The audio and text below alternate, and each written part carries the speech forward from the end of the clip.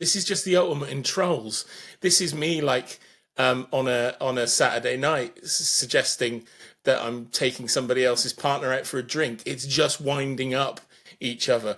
What does Sam Altman possibly bring to the world of rockets?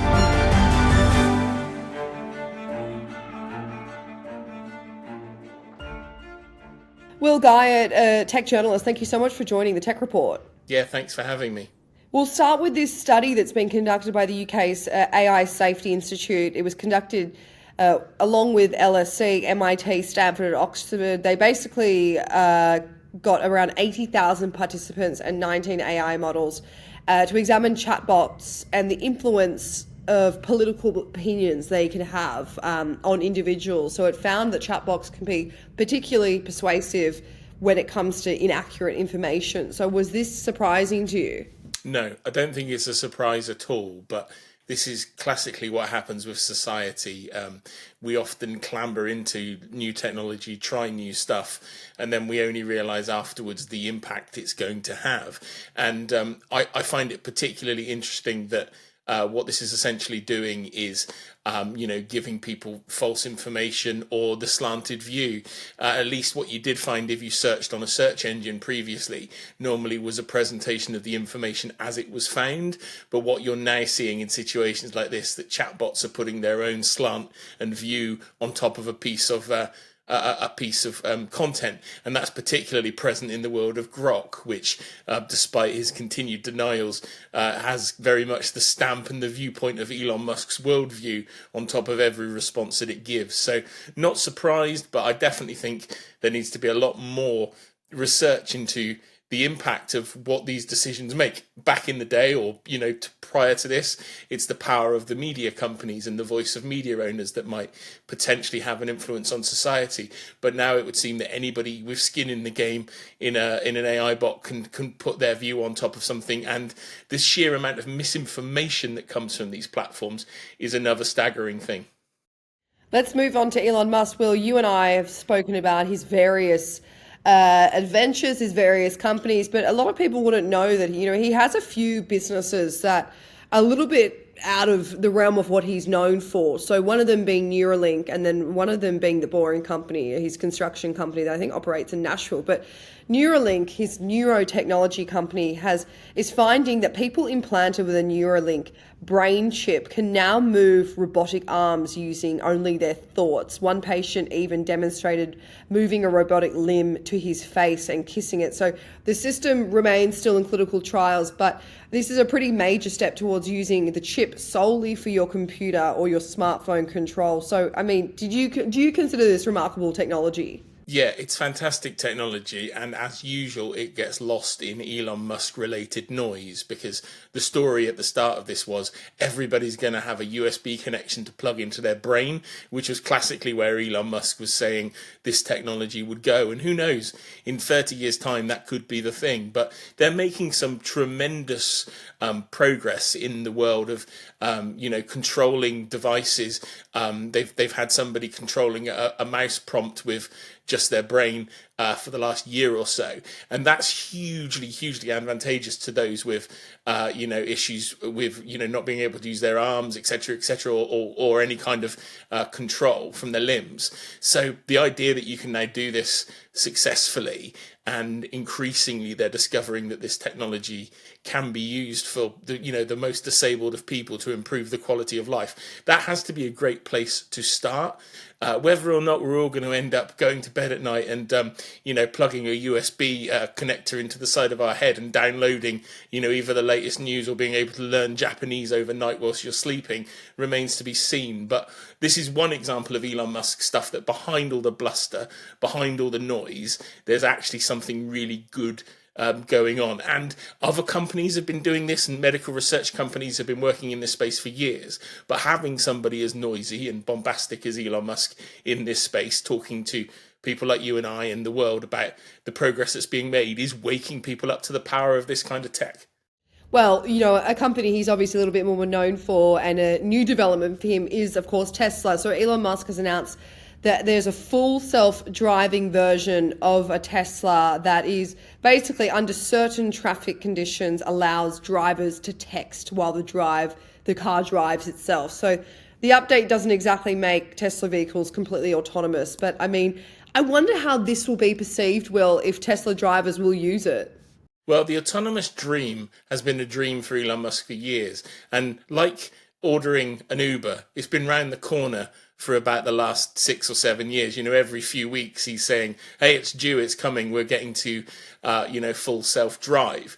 The more ridiculous stuff like being able to text whilst you're driving gets encouraged, the more I have fears for the safety of users whilst this is still essentially in test. We have that tragic story from several years ago now where somebody was using an early model of the sort of Tesla self-drive system and was watching Harry Potter at the wheel and crashed into the back of somebody else's vehicle.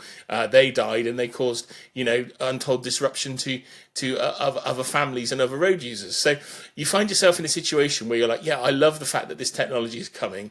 I love the fact that Elon Musk is leading the way.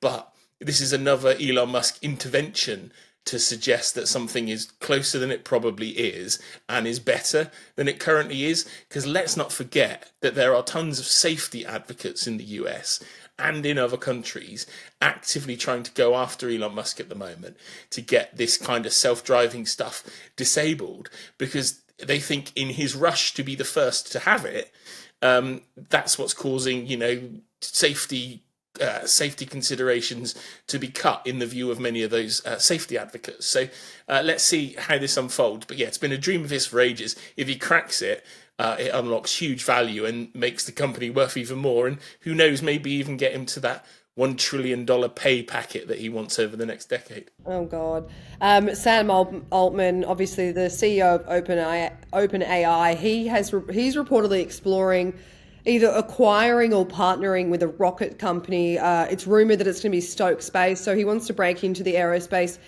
industry, potentially competing directly with SpaceX, competing directly with Elon Musk.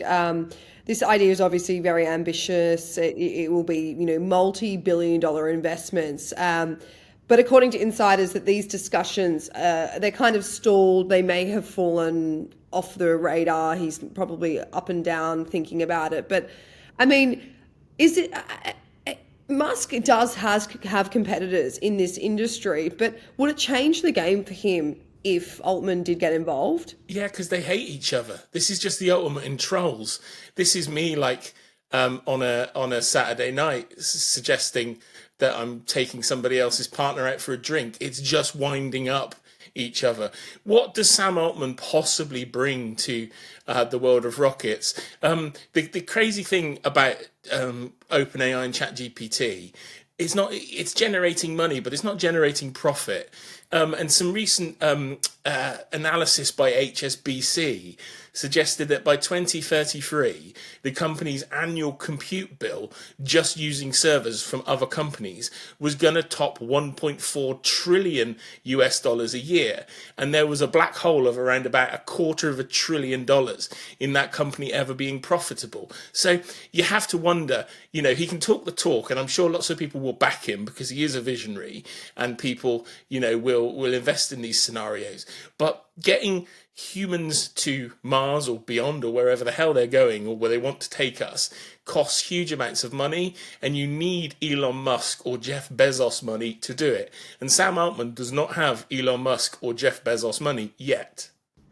Well, I think this hiring war going on in Silicon Valley has kind of shaped a lot of headlines in the last few months of several. I think Microsoft was trying to poach a lot of people. They were going for OpenAI. It's kind of been back and forth.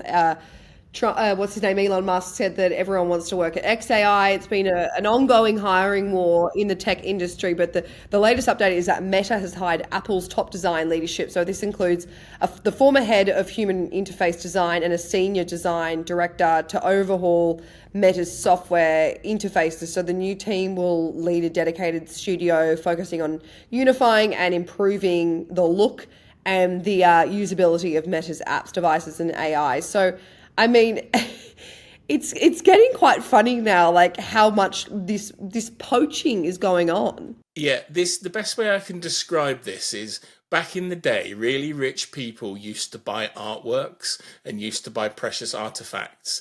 Now they're trying to buy other humans from other companies. That's all I can explain this as. Teams of people are moving from one business to another, and current success and money doesn't seem to come into it. I mean, if you look at Apple, many would argue that much has suffered at that company over the last few years from a user experience and design since Johnny Ive left. Now, funnily enough, Johnny Ive's just pitched up in a new business with Sam Altman.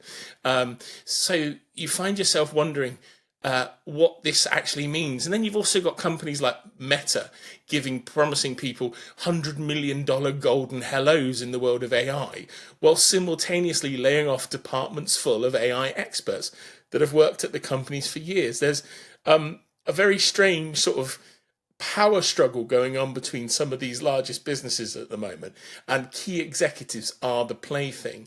Key executives are the trophies. It's like having 10 Ferraris on your lawn. You might have a product team and a couple of AI people to show off at the next summer party. Over to Australia, Will. This has been an ongoing thing for the last year or so. It's from December 10th. So next week, Australians under the age of 16 will no longer be allowed to create social media accounts.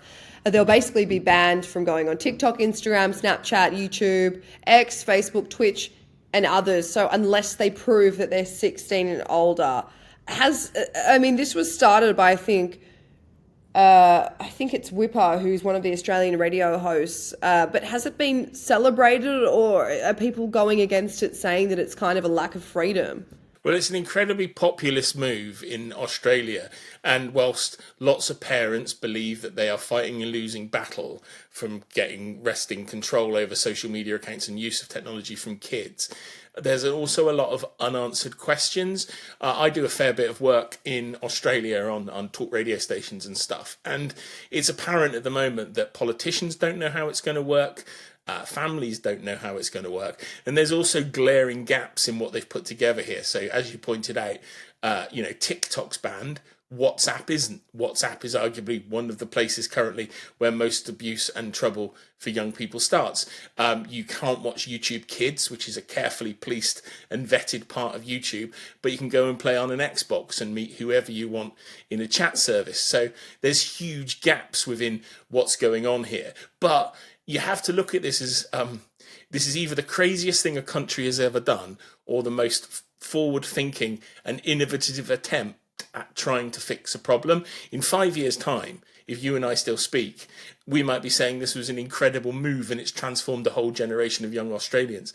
Challenge is, we don't know until a country tries it. But the tech isn't even in place to successfully block and ban. So let's see what happens next week if the tech companies suddenly start receiving huge fines in Australia, whether that will influence some of their decisions about whether they still want to operate there. Well, just finally, the Google Trends have been released. What was found? Well, the interesting thing about Google Trends is there are consistent themes all around the world. So there was lots of discussion about Charlie Kirk. There was discussion about the Oasis reunion this year. There was all kinds of stuff in the list. And I wonder if maybe within the next year or two, this kind of end of year wrap up from Google, which gets tons of coverage every year, just simply isn't going to be as interesting, because is everybody going to have pivoted to ChatGPT? Should it be a ChatGPT task list of the year? What are the most common things you've asked a chatbot? But at the moment, still, even though search is declining on Google as a traditional platform, I think it's still acts as a little bit of a global zeitgeist. And if you look around there, they've got some great stuff published on the Google website about the differences between countries. So it's really interesting to see what's going on around the world. But I think this time next year we might be looking at chatbots more than search engines. Well, that would be terrifying, Will, to look at my history, which is literally just basic math calculations. But Will Guy, thank you so much for joining the Tech Report. Thank you.